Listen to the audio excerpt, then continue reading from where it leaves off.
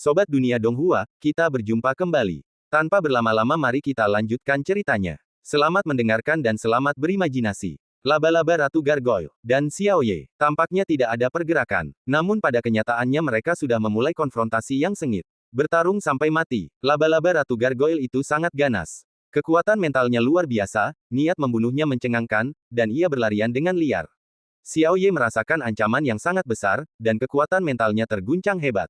Akan tetapi, dia tetap memegang erat pegangannya, menahan dirinya di tempat dan tidak terjatuh.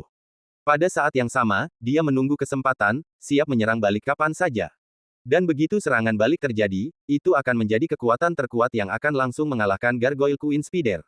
Kemenangan atau kekalahan akan berada dalam satu gerakan ini. Akankah dia mati kelelahan melawan Gargoyle Queen Spider terlebih dahulu, atau akankah dia mengubah kekalahan menjadi kemenangan dalam situasi putus asa?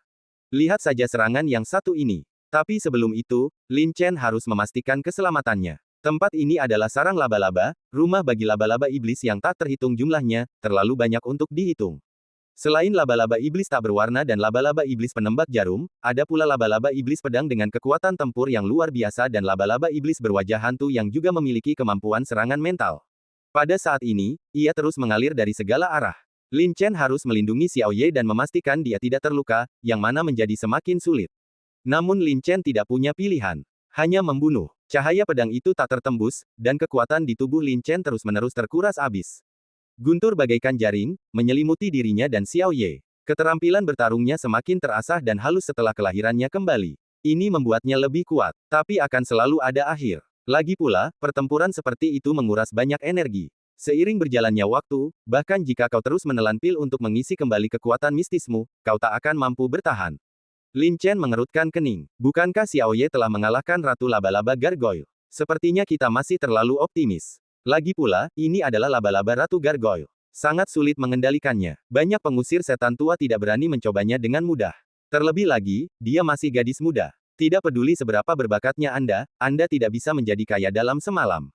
Lin Chen sedikit kecewa, tetapi tidak bisa dikatakan itu sesuatu yang tidak terduga. Dia hendak membawa Xiao Ye pergi. Karena jika aku tidak pergi sekarang, aku takut aku tidak akan bisa pergi.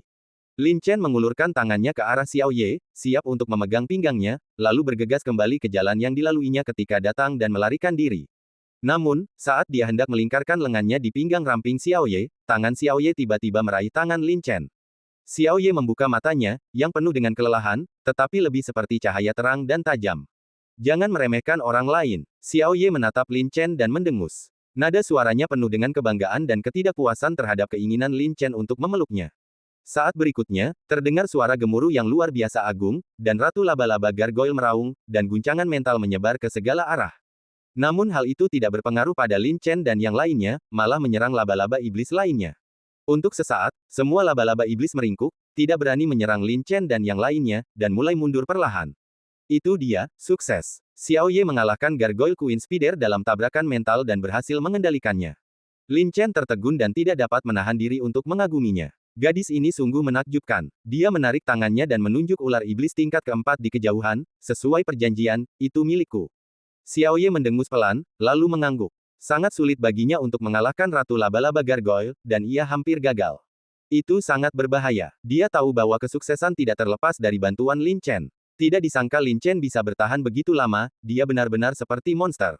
Xiao Ye selalu sombong dan tidak menganggap serius orang-orang jenius, karena menurutnya, mereka tidak sebaik dirinya. Tetapi kali ini, meskipun dia tidak mau, dia harus mengakui bahwa Lin Chen sangat berbakat, mungkin tidak lebih lemah darinya, dan bahkan sedikit melampauinya. Wajah Xiao Ye sedikit pucat. Konsumsinya kali ini begitu besar sehingga dia hampir mendapat serangan balik dan bahkan jiwanya terluka. Dia segera meminum pil untuk memulihkan kekuatan mentalnya, lalu mengusir Ratu Laba-Laba Gargoyle untuk mengintimidasi semua laba-laba iblis, membuat mereka mundur dan menghilangkan bahaya.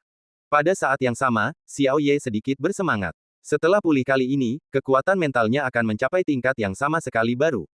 Prestasinya sebagai pengusir setan akan mengambil langkah maju yang besar. Dan target berikutnya adalah monster tingkat kelima. Setelah berhasil, kemudian dia akan masuk dalam jajaran pengusir setan yang hebat, yang mana ini sangatlah penting. Dapat dikatakan bahwa keuntungan terbesar kali ini bukanlah laba-laba Ratu Gargoyle, tetapi ia telah melewati rintangan sulit di jalan untuk menjadi pengusir setan dan mampu melihat dunia yang lebih luas. Lin Chen melompat ke ular iblis tingkat keempat. Pedang panjang itu memotong dan mengeluarkan pil iblis. Dalam pil iblis, kekuatan iblis murni terus melonjak, dan sangat kaya. Layak menjadi pil iblis bagi binatang iblis tingkat atas tingkat keempat. Sangat kuat. Detak jantung Lin Chen sedikit meningkat. Dengan pil iblis ini, naga hitam itu akan menjadi lebih padat dan seharusnya bisa mencapai level naga hitam bercakar 3. Selangkah lebih dekat ke 5 cakar. Lin Chen menantikan kedatangan Wu Zua. Pada saat itu, dia mungkin bisa melihat sang dewi lagi dan menghunus pedang kedua. Terlebih lagi, dengan menelan pil iblis ini, Lin Chen seharusnya bisa memperoleh kemampuan hebat yang dibawa oleh garis keturunan unggulnya. Pada saat ini, energi mental Xiao Ye sangat terkuras dan dia tidak punya energi tersisa untuk memperhatikan setiap gerakan Lin Chen. Lin Chen juga menggunakan tungsten surgawi di titik buta penglihatannya dan menelan pil iblis. Dengan kemampuan penyembunyian Tiantung, Xiao Ye tidak akan menyadarinya. Selama Tiantung tidak terbongkar, bahkan jika Lin Chen diketahui bisa melahap pil iblis untuk meningkatkan kekuatannya, tidak akan ada masalah besar. Paling-paling, orang-orang hanya akan berpikir bahwa seni bela diri Lin Chen terlalu berlebihan. Naga hitam menelan pil iblis dalam satu tegukan. Benar saja, kekuatan yang kuat dan murni membuat tubuh naga hitam itu lebih padat, dan 3 dari 5 cakarnya mengembun menjadi bentuk. Kekuatan berlipat ganda, dan juga menghilangkan suatu kemampuan. Tanduk petir. Tanduk ular iblis itu sebelumnya mengeluarkan suara gemuruh, dan itu sangat kuat. Bisik Lin Chen. Ini adalah penguatan mantel naga, yang memungkinkan Lin Chen memiliki kekuatan guntur yang lebih kuat. Bahkan jika dia tidak menggunakan 9 pedang guntur, dia masih bisa membawa kekuatan guntur. Dan kekuatannya bahkan lebih kuat dari 9 pedang guntur. Serangan biasa saja sudah setara dengan seni bela diri tingkat 5. Dan jika semuanya digabung, kekuatannya akan jauh lebih hebat lagi. Sangat bagus. Mata Lin Chen berkedip, dan dia sangat puas dengan hasilnya. Langkah selanjutnya adalah menemukan cara untuk pergi. Asalkan kita bisa meninggalkan gua ular Ling Yun ini, keuntungan yang didapat kali ini akan sangat besar dan perjalanan ini akan sangat berharga. Setelah menelan pil iblis, Lin Chen melompat turun dan memberi isyarat kepada Xiao Ye untuk mengusir Ratu Laba-Laba Gargoyle untuk melahap daging dan darah ular iblis. Ini sangat membantu dengan Gargoyle Queen Spider. Monster tidak hanya melahap satu sama lain untuk mengisi perutnya, mereka juga melakukannya untuk memperkuat diri. Seperti naga hitam yang melahap dan tumbuh. Itu adalah kemampuan bawaan monster. Xiao Ye tidak sopan dan langsung menggiring laba-laba Ratu Gargoyle untuk menelan ular iblis tingkat 4. Ia pun duduk bersila dan mulai pulih. Lin Chen berkeliaran, mengumpulkan inti iblis dari laba-laba iblis lainnya. Sekecil apapun nyamuk, ia tetaplah daging, dan Lin Chen tidak akan menyia-nyiakannya. Sayangnya sebagian tersapu oleh sungai bawah tanah dan sulit untuk dipulihkan. Setelah menelan semuanya, wilayah kekuasaannya memang sedikit membaik, tetapi ia masih memiliki jalan panjang sebelum berhasil menembus tingkat ke-7 wilayah tiran. Liu Nan tidak kembali sampai kebisingan di sini mereda. Sekalipun aku sudah siap, aku tetap terkesiap ketika melihat situasi di sini. 2 monster. Jadi, setelah setengah hari, Lin Chen berangkat lagi. Sebenarnya, Xiao Ye sedikit tidak senang. Dia belum pulih dalam setengah hari, tetapi Lin Chen tidak mau menunggu lebih lama lagi. Dia tidak punya waktu untuk disia-siakan di sini. Hampir sepertiga bulan telah berlalu, dan dia harus mencapai 100 Battles Wasteland sebelum itu. Sungai bawah tanah ini sangat panjang. Lin Chen dan rekan-rekannya bergerak maju menyusuri sungai, semakin dalam, tetapi mereka tidak tahu apakah ada jalan keluar di depan. Banyak tempat bahkan sulit dilewati. Itu jalan buntu. Anda perlu memasuki sungai dan berenang di dalamnya, tetapi sungai yang deras dan air dingin di mana-mana membuat Anda sulit bernapas. Mereka hampir berpisah beberapa kali. Tahukah kamu, jika tersesat di sungai gelap seperti ini dan tidak dapat menyentuh udara terlalu lama, bahkan seorang pejuang yang kuat pun akan mati. Itu sangat berisiko. Tetapi tidak ada jalan keluar, tidak ada pilihan lain. Batuk-batuk-batuk. Sekali lagi muncul dari sungai, Xiao Ye terbatuk hebat dan sangat tidak puas. Jika ini terjadi beberapa kali lagi, Ratu Laba-Laba Gargoyle yang baru saja ditundukkan ini mungkin akan tersapu dan menghilang. Xiao Ye menggertakkan giginya. Itu akan menjadi kehilangan besar baginya. Lin Chen juga tersenyum pahit. Yang paling ditakutkannya adalah ia akan terus melangkah maju menyusuri sungai bawah tanah, tetapi pada akhirnya ia hanya akan menemui jalan buntu, tanpa ada jalan menuju ke permukaan. Kalau begitu, aku tidak tahu berapa lama aku harus tinggal di bawah tanah. Dengan lingkungan bawah tanah yang begitu dalam, mustahil bagi mereka untuk menggali lorong ke atas bahkan dalam waktu 1 bulan dengan kekuatan tempur mereka saat ini. Gua di sini sangat panjang dan sempit, mungkin bisa mengarah ke permukaan. Lin Chen memandang ke kejauhan dengan penglihatan naga hitam. Kali ini, Anda dapat berjalan keluar dari gua untuk waktu yang lama, dan pada akhirnya, tampaknya Anda keluar dari sungai bawah tanah. Naik ke atas, dan dia bisa merasakan angin. Kehadiran konveksi udara dapat menunjukkan adanya jalan keluar. Mari kita istirahat sejenak, Liu Nan tak dapat menahan diri untuk berkata. Dia minum banyak air dan hampir mati lemas. Dia merasa sangat tidak nyaman sekarang. Ya, Lin Chen mengangguk. Dia memang sedikit cemas, tetapi dia juga tahu bahwa cemas itu tidak ada gunanya dan dia harus beristirahat ketika sudah waktunya beristirahat. Dia masih mempertahankan kewarasannya. Saya lapar dan perlu makan, kata Liu Nan. Lagi pula, cincin antariksanya telah diambil oleh Lin Chen, dan dia bahkan tidak punya makanan kering. Lin Chen mengangguk dan memberi Liu Nan makanan keringnya sendiri. Mereka tidak cukup kuat. Para prajurit yang kuat itu sebenarnya tidak perlu makan lagi. Liu Nan sedang mengunyah makanan kering. Rasanya biasa saja, tetapi bergizi dan dapat dengan cepat mengisi kembali energinya. Xiao Ye duduk di samping dan dia juga mengambil sesuatu untuk dimakan. Itu semacam daging kering, diambil dari saripati daging dan darah monster tingkat 4. Rasanya penuh energi, tapi tidak lezat. Tentu saja, saat seorang pejuang beraktivitas di luar ruangan, makanan yang ia santap hanyalah untuk mengisi perutnya, mengisi kembali energi yang dibutuhkan, dan memulihkan kekuatan fisiknya. Kebutuhannya tidak terlalu tinggi. Lin Chen juga lapar, tetapi ia tidak mengeluarkan makanan kering apapun. Ia malah mengambil setumpuk kayu bakar, lalu sebuah panci, dan banyak bumbu. Baru saja di sungai bawah tanah, Lin Chen menemukan banyak ikan berenang di sekitarnya. Mereka sangat lincah dan penuh spiritualitas. Pasti ada spesies khusus yang hanya hidup di sungai bawah tanah seperti ini. Aku tidak tahu rasanya seperti apa. Tentu, Lin Chen tidak datang ke sini hanya untuk makan. Di tempat ini terdapat tidak kurang dari selusin gua yang mengarah ke kejauhan, tetapi tidak diketahui gua mana yang dapat mengarah keluar. Lin Chen berencana menyalakan api dan melihat ke arah mana asap akan menyebar. Taruh pancinya. Lin Chen berjalan ke sungai dan dengan cepat menangkap beberapa ikan besar. Ikan ini sangat cepat, tetapi mereka tampak agak lambat di depan Lin Chen, tidak cukup cepat untuk melarikan diri. Setelah menangani sisik ikan dan jeroan, Lin Chen memotong ikan menjadi beberapa bagian dan berencana untuk memasak semangkuk sup ikan. Xiao Ye mendengus dingin. Dia menatap Lin Chen dengan tidak senang. Menggigit dendeng keras itu sedikit demi sedikit. Lin Chen mengabaikannya. Seiring berjalannya waktu, panci sup ikan itu berubah menjadi putih susu, dan aromanya memenuhi udara, membuatnya sangat menggoda dan menggugah selera. Sup ikannya mendidih dan daging ikannya bening sekali, bikin orang ngiler cuma ngeliatnya. Lin Chen menaburkan sedikit bumbu. Enak sekali. Asapnya mengepul ke 6 gua, tapi hanya satu yang asapnya paling banyak, jadi gua itu yang paling mungkin punya jalan keluar. Lin Chen menilai dalam hatinya. Dia membuat keputusannya berdasarkan pergerakan asap dari api yang menyala. Dengan cara itu, setelah selesai makan, Anda dapat melanjutkan. Lin Chen kemudian menyajikan semangkuk sup ikan dan mulai makan. Rasanya manis di mulut tanpa bau amis. Bahkan saat dikunyah, energi spiritual yang kaya mengalir ke dalam tubuh, meninggalkan aroma yang tak terlupakan di mulut. Ikan ini memang istimewa dan sangat lezat. Belum lagi kemampuan memasak Lin Chen sudah cukup bagus, bahkan jika dia hanya memasak semangkuk sup ikan, rasanya pasti enak. Liu Nan mendecakkan bibirnya dan tiba-tiba merasa makanan kering di tangannya tidak lagi terasa enak.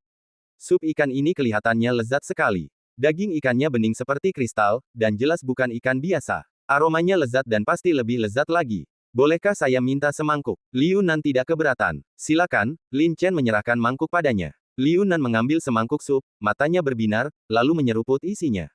Gelombang-gelombang. Lezat. Mata Liu Nan berbinar. Ini adalah sup ikan terlezat yang pernah ia cicipi seumur hidupnya. Meskipun ikannya sangat lezat, keterampilan memasak Lin Chen sungguh menakjubkan. Enak sekali, kata Liu Nan. Terima kasih atas pujiannya, kata Lin Chen singkat. Mengisi ulang energi Anda adalah kuncinya. Mereka berdua meminum sup ikan panas itu sepuasnya, dan aromanya terus tercium. Xiao Ye duduk di samping. Daging kering itu tiba-tiba menjadi hambar. Penuh kebencian. Xiao Ye sangat tidak senang. Bagaimana dua orang bisa makan dengan begitu lezat? Dan dia ingin makan dendeng. Tetapi sungguh mustahil bagi Xiao Ye untuk meminta hal itu pada Lin Chen atas inisiatifnya sendiri. Tetapi mungkin akan sulit baginya untuk mengendalikan diri, tidak kehilangan kesabaran, dan tidak bertindak liar. Tatapan mata Xiao Ye menjadi semakin tidak bersahabat, dan sepertinya dia berniat untuk datang dan membalikkan panci itu. Lin Chen hanya duduk di dekat panci dan makan daging serta minum sup. Sangat menyegarkan. Sedikit kesenangan. Dia mengabaikan tatapan Xiao Ye sama sekali. Liu Nan memutar matanya. Dua monster jahat sedang bertarung. Jangan mempersulit orang biasa seperti dia. Akhirnya, Liu Nan tak kuasa menahan diri untuk berkata, "Kakak, kamu mau semangkuk juga? Airnya terlalu dingin tadi. Minumlah ini untuk menghangatkan badanmu." Liu Nan tidak mengatakan apapun tentang betapa lezatnya sup ikan itu. Sebaliknya, dia menemukan alasan. Mendengar ini, ekspresi Xiao Ye jelas sedikit mereda. Liu Nan segera meminta semangkuk air kepada Lin Chen, mengisinya, dan menyerahkannya kepada Xiao Ye. Minum sedikit itu enak. Kita tidak tahu bahaya apa yang mungkin kita hadapi nanti, jadi ini sedikit tambahan asuransi. Dia tidak pernah menyebutkan fakta bahwa Xiao Ye juga ingin minum. Mendengus. Xiao Ye bersenandung pelan, tetapi cara dia menelan sedikit mengkhianati suasana hatinya saat ini. Matanya yang besar dan indah bersinar saat dia melihat sup ikan. Mungkinkah gadis liar ini seorang pecinta kuliner? Xiao Ye tidak dapat menunggu lebih lama lagi, jadi dia membuka mulut dan menyesapnya. Saat berikutnya, matanya melengkung membentuk bulan sabit, memberi orang perasaan bahagia yang tak terlukiskan. Xiao Ye tak dapat menahan diri untuk menggoyangkan kakinya sedikit, lalu meneruskan minumnya, lalu menggoyangkannya lagi, tampak sangat menikmatinya. Bahkan sedikit imut. Tetapi dia mungkin menyadari bahwa dia telah kehilangan ketenangannya. Xiao Ye cepat-cepat menegakkan tubuhnya dan meminum sup ikan itu dengan santai, tetapi sesekali dia tidak dapat menahan diri untuk sedikit menggoyangkan kakinya. Saya menghabiskan semangkuk dengan sangat cepat. Xiao Ye meletakkan mangkuk itu di tanah dan mendorongnya ke arah Liu Nan tanpa meninggalkan jejak apapun. Jangan katakan apapun. Liu Nan memutar matanya. Harus. Kalian berdua leluhur. Liu Nan tidak berdaya. Dia hanya bisa membantu Xiao Ye menyajikan semangkuk lainnya. Xiao Ye mengambilnya dan meminumnya, lalu mulai menggoyangkan kakinya lagi. Lin Chen memang sedikit terkejut. Aku tak menyangka kalau gadis berbakat, sombong, liar, dan nekat ini punya sisi seperti itu. Kini ia hanyalah gadis kecil biasa yang telah mendapatkan mainan favoritnya. Kebahagiaan yang ia pancarkan dapat menulari orang lain dan membuat mereka juga bahagia. Aku tidak tahu dari mana asalnya. Kalau bukan dinasti Wei, negara mana lagi? Pikir Lin Chen dalam hati. Tak lama kemudian, panci sup ikan itu pun habis. Xiao Ye meletakkan mangkuknya, melirik panci yang kosong, dan ekspresi wajahnya kembali seperti semula. Tatapannya tajam dan liar. Lin Chen terdiam. Ia mengemasi barang-barangnya dan berjalan menuju gua yang telah ia identifikasi. Jalan di depan berkelok-kelok dan terjal, tetapi bukan berarti sepenuhnya mustahil untuk dilalui, dan masih bisa dilalui. Dengan cara ini, setelah berjalan selama setengah hari, Lin Chen dan teman-temannya tiba di ruang bawah tanah yang lebih besar. Ruang ini berbeda dari yang sebelumnya. Ruang ini berkelok-kelok ke atas, dan Anda bahkan dapat melihat seberkas cahaya jatuh dari atas. Tidak berlebihan jika dikatakan bahwa ini adalah sebuah lubang. Di atas sini, ke permukaan, Lin Chen dan dua orang lainnya tidak dapat menahan kegembiraan. Akhirnya menemukan harapan untuk keluar dan tidak terjebak di bawah tanah. Ada sesuatu di bawah sana. Lin Chen mengalihkan pandangannya dan melihat ke bawah. Di bawah mereka, ada lubang yang sangat dalam, dan Lin Chen samar-samar merasakan ada sesuatu di bawahnya. Pada saat ini, penglihatan naga hitam itu sepenuhnya bebas, dan Lin Chen menatap tajam ke dasar lubang yang dalam. Kelihatannya seperti tanaman. Yanhua panjang. Lin Chen hampir tidak dapat melihat bunga itu dengan jelas, dan pupil matanya pun mengecil. Ini Long Yanhua. Batangnya seperti naga, hanya memiliki 4 daun total, persis seperti 4 cakar naga. Dan setiap helai bunga itu tampak seperti sisik naga, berisi aura naga yang kuat yang hampir mustahil untuk dihilangkan. Lin Chen tidak pernah menyangka akan bertemu Long Yanhua di tempat seperti itu. Ini adalah pengobatan spiritual yang sangat dekat dengan tingkat 7. Di seluruh kerajaan Wei, Lin Chen hanya melihat segelintir obat spiritual yang dapat melampaui kualitas bunga naga ini. Mereka sering dikumpulkan di berbagai rumah harta karun. Itu tidak akan digunakan kecuali benar-benar diperlukan. Nilai yang sangat besar. Meskipun bunga naga ini tidak sebaik obat-obatan spiritual kelas 7, tapi jelas tidak buruk. Hal ini terutama berlaku untuk Lin Chen. Bunga Longyan. Bagi setiap prajurit, ini adalah ramuan langka. Setelah meminumnya, tubuh akan menjadi seperti naga dan akan semakin kuat. Efeknya jauh lebih hebat daripada biji teratai Zixia Leilian. Ini adalah obat ajaib yang dapat mengubah potensi Anda. Tidak hanya itu, setelah mengambil bunga naga, Anda akan dilindungi oleh energi naga. Perkuat pertahanan Anda. Tingkatkan serangan. Sangat menakjubkan. Dan jika seorang prajurit yang kebetulan berlatih seni bela diri tipe naga memperoleh bunga naga, peningkatannya akan lebih nyata lagi. Lin Chen sekarang memiliki tungsten surgawi dan mantel naga Jiao, yang menggabungkan kekuatan dua ular iblis superior. Jika bunga naga ini ditambahkan, itu akan menjadi bantuan yang tak tertandingi bagi Lin Chen. Ramuan yang muncul di pegunungan lantai ke-10 mungkin yang ini. Aku tidak menyangka ini adalah berkah tersembunyi. Runtuhnya gua ular membawaku ke sini. Mata Lin Chen berbinar. Tempat ini memang tersembunyi, jauh di bawah tanah, hanya ada satu celah yang mengarah ke permukaan. Pegunungan Tenflor begitu luas sehingga meskipun banyak orang datang, akan sangat sulit menemukan tempat ini tanpa keberuntungan. Lin Chen melompat turun tanpa mengucapkan sepatah kata pun. Anda, Xiao Ye berteriak. Dia juga membubarkan laba-laba iblis dan menjelajahi lingkungan sekitar. Tapi tidak secepat Lin Chen. Saya hanya bisa samar-samar melihat sepertinya ada sesuatu di lubang yang dalam itu, tetapi saya tidak bisa melihatnya dengan jelas. Dia ingin membiarkan laba-laba iblis itu mendekat, tetapi Lin Chen sudah selangkah lebih maju darinya dan langsung melompat turun. Xiao Ye menggertakkan giginya dan melompat turun tanpa peduli apa itu. Pada saat yang sama, dia mendorong laba-laba iblis itu mendekat dengan cepat, mencoba untuk mendahului Lin Chen. Namun pada akhirnya, Lin Chen selangkah lebih cepat. Lin Chen terjatuh. Dia melepas Long Yanhua dan segera menaruhnya ke dalam cincin luar angkasa. Apa yang kau dapatkan? Xiao Ye kemudian mendarat dan memelototi Lin Chen. Itu hanya obat ajaib, bukan spesies langka, kata Lin Chen. Kau bicara omong kosong. Xiao Ye menggertakkan giginya. Jika ini benar, apakah Lin Chen perlu melakukan ini? Percaya atau tidak, Lin Chen tidak mau mengatakan apapun lagi. Sikapnya sangat jelas. Mustahil untuk mengatakannya. Kalau Xiao Ye terlalu marah, coba saja rebut dia. Lin Chen tidak takut berkelahi. Bagaimanapun, jalan keluarnya ada di depan kita, tidak ada yang perlu dikhawatirkan. Xiao Ye menatap Lin Chen dengan tatapan tajam di wajah cantiknya dan tatapan mata yang sangat tajam. Laba-laba Ratu Gargoyle berada di belakangnya, wajah hantunya terus-menerus memancarkan fluktuasi kekuatan mental, siap menyerang kapan saja. Liu Nan tidak dapat melihat dengan jelas apa yang terjadi di bawah, tetapi dia dapat menebaknya. Dia segera menghindar dengan cekatan untuk menghindari keterlibatan. Benar saja, ledakan keras terdengar dari lubang yang dalam. Xiao Ye sangat liar dan gegabah. Ia tak kuasa menahan diri untuk menyerang Lin Chen. Ini adalah penyelesaian dendam baru dan lama. Kedua lelaki itu bertarung dengan sengit, bukan sekadar melampiaskan amarah, tetapi masing-masing dari mereka menggunakan cara yang ampuh. Lin Chen menggunakan mantel naga. Xiao Ye juga menggunakan teknik rahasia dan bahkan berbagi kekuatan tempur dengan monster yang dikendalikannya. Sangat menakjubkan. Tampaknya dia memang telah mengambil langkah maju yang besar di jalan menjadi pengusir setan, kalau tidak dia tidak akan mampu melakukan hal seperti itu.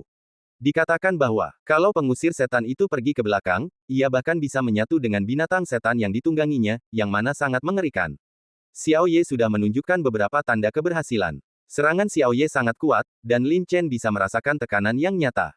Dia jelas bukan lawan yang bisa dianggap enteng, dan dia harus mengerahkan seluruh kemampuannya. Namun, Lin Chen tidak akan kalah. Bahkan guncangan mental Ratu Laba-Laba Gargoyle pun tidak dapat membuatnya bingung. Dan dengan serangan balik terus-menerus dan gemuruh guntur, semua laba-laba iblis kecuali laba-laba Ratu Gargoyle terbunuh. Bahkan pedang ke-10 dari 9 pedang petir akan menebas ke arah Ratu Laba-Laba Gargoyle. Xiao Ye menarik busur pada saat yang sama. Namun Lin Chen terlalu cepat. Meskipun Xiao Ye yakin anak panah ini tidak akan meleset, namun mungkin tidak akan mengenai titik vital Lin Chen.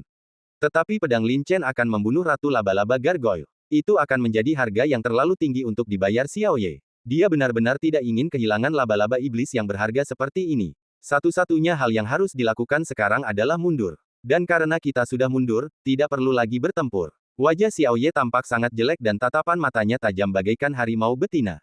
Namun pada akhirnya dia tidak melanjutkannya. Dia tahu bahwa tidak akan ada hasil jika dia terus berjuang, dan dia bahkan mungkin kalah.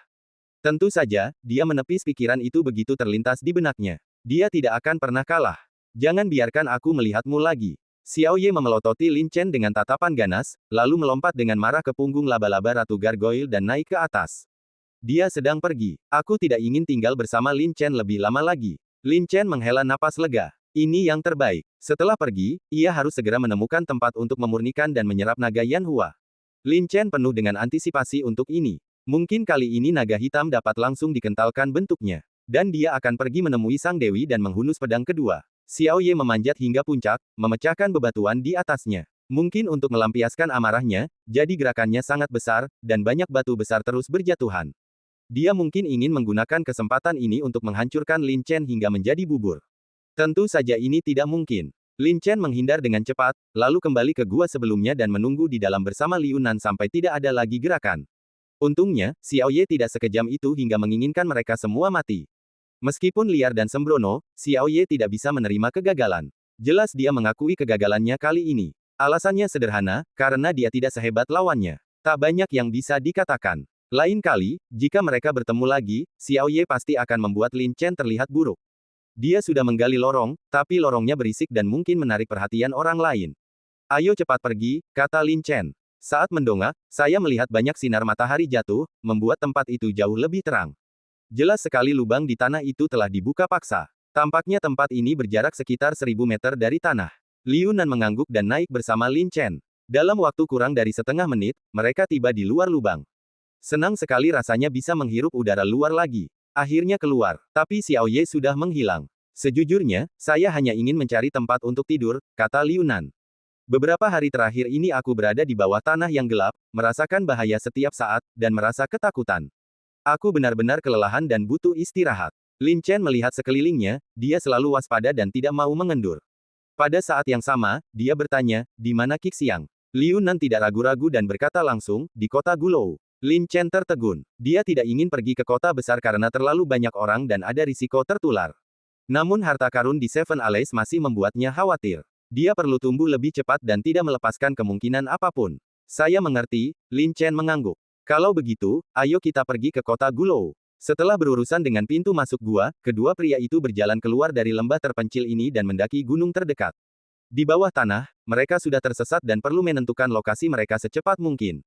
Di sana ada gedung batu giok putih, dan di sana ada gua ular Lingyun. Liu Nan memandang ke kejauhan. Gedung batu giok putih adalah bangunan penting, dan Anda dapat menentukan arahnya dengan membandingkannya satu sama lain. Aku tidak tahu rahasia apa yang dimiliki 10 bangunan kuno di pegunungan 10 bangunan.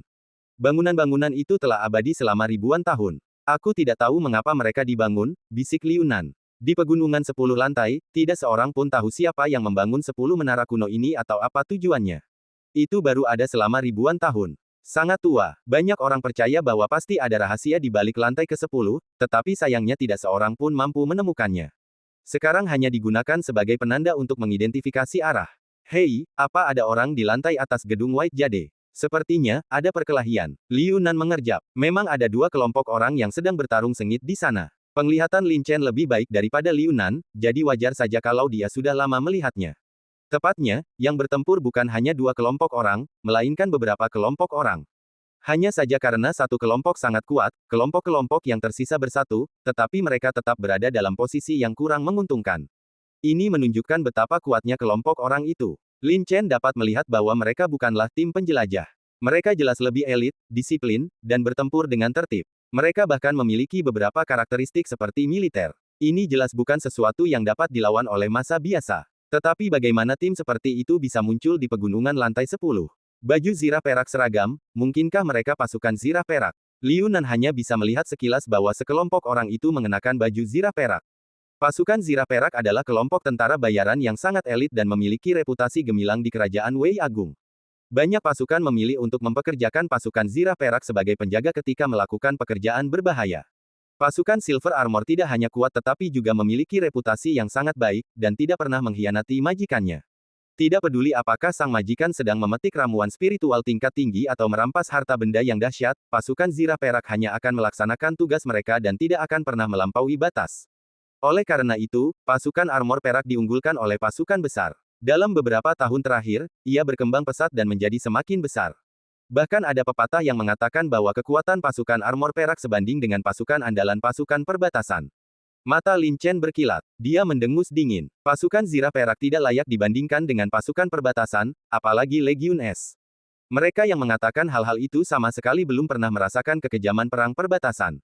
Namun, pasukan zirah perak memang cukup kuat. Kehadiran mereka di sini jelas berarti seseorang telah membayar sejumlah besar uang untuk mengundang mereka. Untuk obat ajaib itu, Lin Chen mengangkat alisnya. Namun ramuannya seharusnya Long Yanhua, yang telah diambilnya. Tanda itu adalah, Lin Chen melihat bahwa di bawah perlindungan pasukan armor perak, ada beberapa orang yang mengenakan pakaian indah dan lencana di dada mereka. Tripod berkaki 3, kamar dagang Jiuding. Lin Chen langsung teringat Zhang Tianshui. Cek, Lin Chen menggelengkan kepalanya dan tidak ingin melihat wanita yang membawa masalah padanya. Namun, kamar dagang Jiuding kaya dan tentu saja mampu menyewa pasukan zirah perak. Tapi saya tidak tahu mengapa mereka ribut-ribut dan masuk jauh ke pegunungan lantai 10. Ayo pergi, kita akan ke kota Gulou, kata Lin Chen. Tujuan Lin Chen untuk memasuki pegunungan lantai ke-10 kali ini telah tercapai, dan jauh melampaui ekspektasinya. Tentu saja, ia tidak berencana untuk tinggal lebih lama lagi. Adapun bagaimana situasi di sana dan apa yang terjadi, apa hubungannya dengan dia? Liu Nan mengangguk. Pasukan zirah perak telah dikirim dan bertempur melawan tim-tim penjelajah utama. Ini bukan sesuatu yang bisa dia ganggu sama sekali. Lebih baik dia segera pergi. Dia memiliki bayangan di hatinya setelah keluar kali ini dan hanya ingin segera kembali. Jadi, mereka berdua meninggalkan pegunungan lantai 10 dengan kecepatan penuh dan menuju kota Gulou. Kota Gulou adalah kota terbesar di luar pegunungan Silou. Sebagian besar penjelajah akan menggunakan kota Gulou sebagai basis, dan bisnis serta kekuatan besar juga akan memperluas pengaruh mereka di sini untuk mendapatkan keuntungan. Oleh karena itu, kekuatan-kekuatan di kota Gulou saling terkait dan kompleks. Kota ini ramai dan makmur, tetapi juga penuh bahaya. Orang-orang mati setiap hari, dan seseorang bisa saja dikhianati jika tidak berhati-hati. Lin Chen dan rekan-rekannya tidak menunda perjalanan dan segera kembali ke kota Gulou. Liu Nan mengantar Lin Chen ke gerbang kota dengan mudah. Namun mereka langsung menarik perhatian. Bukankah ini Liu Nan? Kudengar kau mengikuti Wang Tianyuan untuk berburu monster kali ini, tetapi mengalami keruntuhan besar dan hampir semua orang mati. Aku tidak menyangka kau akan selamat. Seseorang mengenali Liu Nan. Begitu kata-kata ini diucapkan, langsung menarik perhatian banyak orang, dan semua mengalihkan pandangan ke sini. Awalnya, Liu Nan adalah anggota tim Huayun, dan kekuatan mereka tidak lemah. Wang Tianyuan bahkan lebih dominan dan merupakan salah satu anggota terkuat tim penjelajah. Biasanya, tidak ada seorang pun yang berani menyentuh Liu Nan. Tapi sekarang, kabarnya mereka semua telah musnah, dan hanya Liu Nan yang kembali. Situasinya berbeda sekarang. Liu Nan bukanlah yang terkuat tetapi dia masih hidup, yang cukup untuk menjelaskan masalahnya. Mungkin dia mendapat kesempatan terakhir. Lalu pada saat ini dia berubah menjadi ikan besar yang lezat. Ketika mereka memikirkan hal ini, pandangan banyak orang mulai berubah, dan beberapa dari mereka menjadi jahat. Liu Nan, selamat atas kepulanganmu. Ayo, aku traktir makan. Seorang pria bertelanjang dada datang dengan tatapan jahat. Jelas-jelas bermaksud buruk. Dia cukup kuat, telah mencapai tingkat keempat alam Qianjun, jadi dia berani keluar lebih dulu. Mengatakan bahwa dia mengundang Liu Nan makan malam tentu saja hanya alasan. Dia ingin membawa Liu Nan pergi dan kemudian merampas harta Liu Nan. Tentu saja, bahkan jika Liu Nan lolos dari kematian dan tidak beruntung sama sekali, itu tidak akan menjadi kerugian. Liu Nan memiliki kecantikan tersendiri. Wajah itu, angka itu, pinggang itu, saya sudah lama ingin bersenang-senang dengannya. Dulu dia dihalangi oleh Huayun dan yang lainnya, tapi kini hanya Liu Nan yang tersisa, apa yang perlu ditakutkan? Liu Nan mengerutkan kening dan berkata dengan dingin, Qi Shaojun, apakah kamu mencari masalah?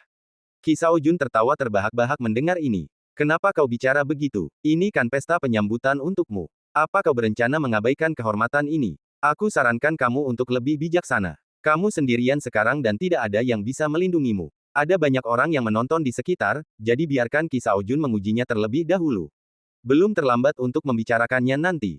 Qi Shaojun terus mendesak maju, dan sudah jelas jika Liu Nan tidak setuju, dia akan menyerangnya secara langsung. Ini adalah kota Gulou, dan tinju adalah aturannya. Liu Nan sangat lelah. Ia terus-menerus di jalan dan Lin Chen tidak mengizinkannya beristirahat. Sekarang ia benar-benar tidak punya energi untuk melawan Qi Shaojun. Dia memelototi Lin Chen yang tidak menunjukkan reaksi apapun. Jika dia ingin bertarung, biarkan saja Lin Chen bertarung. Lagi pula, Lin Chen lah yang akan pergi ke gang ketujuh, bukan dia. Dia segera bersembunyi di belakang Lin Chen. Qi Shaojun, bagaimana kalau aku tidak menghormatimu? Liu Nan mendengus dingin. Lalu dia bersembunyi di belakang Lin Chen dan tidak mengatakan apapun. Mata Qi Shaojun berubah dingin, dan dia menatap Lin Chen dengan tatapan sinis. Wah, kau tidak berusaha menjadi pahlawan dan menyelamatkan si cantik, kan? Qi Shaojun mengulurkan tangan dan menepuk bahu Lin Chen. Jangan konyol. Kenapa kau mempertaruhkan nyawamu demi seorang wanita? Lagi pula, kau hanya pecundang kecil. Kau pikir kau punya kemampuan untuk melakukan ini? Hah? Qi Shaojun mencibir dengan penuh penghinaan. Mereka bukan siapa-siapa, kelihatannya mereka bahkan tidak berada di alam Qianjun, mereka benar-benar sampah. Lin Chen melirik tangan di bahunya dan berkata dengan acuh tak acuh, singkirkan tanganmu. Akan lebih baik jika tidak ada konflik saat tiba di kota Gulou, tetapi sebenarnya hal itu sulit dihindari, dan Lin Chen sudah siap untuk ini. Setelah bertemu orang ini, Lin Chen tidak bisa berkata apa-apa lagi. Hal yang paling tepat adalah menakut-nakutinya agar tidak ada masalah lagi di kemudian hari. Mendengar ini, Qi Shaojun tiba-tiba menjadi ganas. Matanya menyipit, dan tatapan kejam muncul di sana. Dasar pecundang kecil, kau cari mati, kan? Aku akan mengabulkan keinginanmu, kata Qi Shaojun dingin. Entah dari mana si idiot ini berasal, tapi dia benar-benar membela Liu Nan. Dia pasti terobsesi dengan seks. Sungguh tak berguna, berani menantangnya, dia pasti sudah bosan hidup. Pada saat itu, Qi Shaojun mengerahkan tenaga dengan tangannya dan hendak melepaskan salah satu bahu Lin Chen. Kekuatan dahsyat dari kekuatan Tousan Jun keempat sudah cukup untuk menghancurkan tulang bahu Lin Chen secara langsung. Kau bajingan kecil, makhluk tak berguna, apa kau mencoba mengikuti jejak orang lain? Sekarang kamu mati. Qi Shaojun menyeringai muram, tetapi karena suatu alasan dia tidak dapat menggunakan kekuatannya yang besar. Apa yang sedang terjadi? Tanganku tidak bisa digunakan. Qi Shaojun mengerutkan kening. Saat berikutnya, matanya melebar. Dia hanya melihat darah tiba-tiba muncrat dari lengannya, lalu tangannya pun terjatuh. Sudah terputus. Lin Chen dengan santai melangkah mundur untuk menghindari cipratan darah. Apa? Orang-orang di sekitar berseru. Anak ini menghunus pedangnya begitu cepat sehingga hampir mustahil untuk bereaksi. Qi Xiaojun bahkan tidak tahu kapan tangannya terpotong oleh pedang itu. Ah! Qi Xiaojun menutupi tangannya dan berteriak. Dia menatap Lin Chen dengan ekspresi terdistorsi. Beraninya kau memotong tangannya. Qi Xiaojun meraung dan menebas Lin Chen dengan pisau di tangan lainnya. Dia ingin Lin Chen mati. Namun, saat guntur bergemuruh, jejak darah muncul di leher Qi Xiaojun. Napasnya tiba-tiba melemah, lalu ia jatuh terduduk, mati. Lin Chen tidak akan menahan diri. Itu mengejutkan seluruh hadirin. Banyak orang terkesiap. Anak ini tampak biasa saja, tetapi ternyata dia kejam dan sangat kuat. Dia membunuh seorang prajurit Qianjun tingkat 4 dalam hitungan detik. Untuk sesaat, banyak orang menyerah pada pikirannya, tidak berani mengambil tindakan, dan pergi satu demi satu. Namun, ada pula orang yang matanya mengerjap, merasa semakin perlu untuk mengambil tindakan. Namun tidak sekarang, kita perlu bersiap terlebih dulu. Pendek kata, tidak seorang pun berani bergerak saat itu. Ayo pergi, kata Lin Chen. Liu Nan mengangguk cepat dan mengikuti, merasa agak terkejut dengan cara Lin Chen. Namun, di tempat seperti kota Gulou, semakin kejam seseorang, semakin besar kemungkinan seseorang untuk mendapatkan pijakan. Jika kamu ragu-ragu namun baik hati, kamu akan dimakan sampai ke tulang. Masuki kota bangunan kuno. Jalan utama di kota ini masih sangat ramai. Meskipun tidak seramai ibu kota, terdapat berbagai macam toko dan restoran. Pasar-pasar perdagangan khususnya ramai dengan orang-orang yang berbisnis di sana. Lin Chen hanya mengawasi sisi kiri dan kanannya dan tidak masuk. Dia mengikuti Liu Nan ke markas mereka sebelumnya. Ini adalah halaman yang mandiri. Awalnya tempat ini dimiliki oleh tim penjelajah Liu Nan, dan sekarang secara alami menjadi milik Liu Nan. Liu Nan perlu istirahat, dan Lin Chen juga perlu mencerna dan menyerap kekuatan Long Yanhua. Faktanya, Lin Chen telah memberikan Long Yanhua kepada Hei Long pagi-pagi sekali. Tentu saja, semakin cepat sesuatu terjadi, semakin baik, jika tidak, keadaan akan semakin buruk. Tetapi kekuatan Long Yanhua sangat membantu naga hitam, dan dapat mendorongnya ke titik transformasi yang kritis. Oleh karena itu, selama periode ini terjadi proses pencernaan dan penyerapan, dan tenaga belum segera disalurkan kembali. Namun Lin Chen sudah punya firasat bahwa kekuatan bunga naga akan segera terserap seluruhnya, dan saat itu naga hitam itu pasti akan sepenuhnya mengembun menjadi bentuk aslinya. Dan kekuatan yang diumpan balikkan akan membuatnya lebih kuat. Mengunci dirinya di dalam kamar, Lin Chen duduk bersila dan mulai berlatih teknik pembunuh Dewa Sembilan Surga untuk membantu naga hitam terus menyerap kekuatan obat bunga naga. Lin Chen telah menggunakan semua kelopak bunga naga, tetapi masih tersisa 4 helai daun. Daunnya lebar dan memiliki 5 sudut, persis seperti 5 cakar naga. Sebagian besar kekuatan obat bunga naga terkonsentrasi pada kelopaknya, yang merupakan saripatinya, tetapi daunnya juga bukan benda biasa. Lin Chen berencana untuk mengesampingkannya untuk sementara waktu, untuk berjaga-jaga jika terjadi keadaan darurat. Hampir sepenuhnya berhasil. Lin Chen dapat melihat bahwa tungsten di dantiannya jauh lebih padat daripada sebelumnya. Itu tampak seperti pedang fisik, dan niat ganas naga hitam yang melayang di atas tungsten langit semakin jelas, dan telah memadat menjadi wujud yang kokoh. Cakar kelima naga itu juga telah terkondensasi. Naga hitam sungguhan dengan 5 cakar. Selesai. Untuk sesaat, Lin Chen seakan mendengar raungan naga yang keras bergema di antara langit dan bumi, dari 9 dunia bawah hingga 9 surga.